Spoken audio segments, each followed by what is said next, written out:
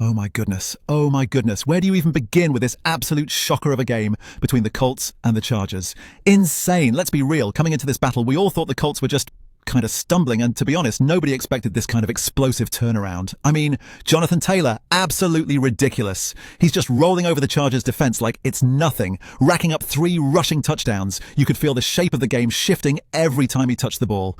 On the other side, the Chargers with Justin Herbert, well, he threw some beautiful passes, and yet those interceptions were gut-wrenching. But listen, there's more to unravel here. So if you're loving this dive, smash that subscribe button because we are just getting started with this deep dive. Now, we can't talk about this game without diving into the sensational, absolutely electrifying performance of Jonathan Taylor. Oh my goodness, what a player. We saw him put on a clinic out there, folks. And get this, he rushed for 3 touchdowns. 3, that's mind-blowing. Every single one of those runs felt like poetry in motion, but it was his 23-yard touchdown in the first quarter that really set the stage. It was like a wake-up call that said, "Hey Chargers, we're here to play." From there on, he just kept pushing, kept hustling. And that relentless energy, it was contagious for the whole team. Seriously, his runs through their defense weren't just about speed, they were strategic.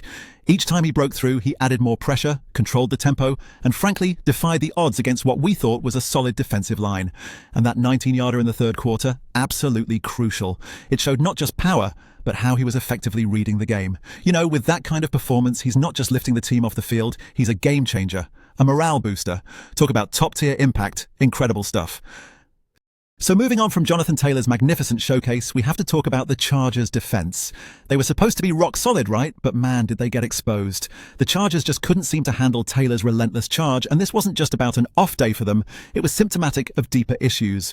You've got players like Joey Bosa who are expected to wreak havoc in the backfield, but they just couldn't apply that quarterback pressure we've come to expect. And oh boy, those gaps in the defensive line. They were as wide as a freeway, practically inviting Taylor to stroll through. But it's not all about the line. Their secondary had its share of blunders too. Daniel Jones found his groove, picking apart their coverage and making key connections. It's almost nuts how easily Jones was able to move the ball. Defensive breakdowns, yep, they were present. The communication, it feels like, was completely off. I mean, with Michael Pittman Jr. exploiting just about every opportunity, the Chargers just didn't seem to have an answer. It's clear their defense needs some serious rethinking because teams like the Colts are not going to let them off easy. They've got to shore up those defenses or future games might unfold disastrously similar. Alright, so we've dissected the Chargers' defensive frailties, and man, it's a wake-up call, right? It's almost like you're watching a thriller where everything hangs in the balance, but the defense just couldn't hold the plot together. But switching gears over to the quarterbacks, Justin Herbert and Daniel Jones took the script in their own hands with a narrative tug-of-war that was as varied as it was dramatic. So here's the thing. Herbert, with those 391 passing yards and 3 touchdowns, was like an artist painting with bold strokes, pushing the envelope with each play. His high-risk ventures are thrilling, but oh boy, those 2 interceptions. They turned inspiration into frustration. Where do you even begin with that? It was a rollercoaster ride. Sometimes it pays off, but when it doesn't, it stings. On the flip side, Daniel Jones was methodical, pulling the strings with 281 yards and 2 touchdowns, not to mention a 2-point conversion that was just clinical. It wasn't flashy like Herbert's, but solid and honestly effective.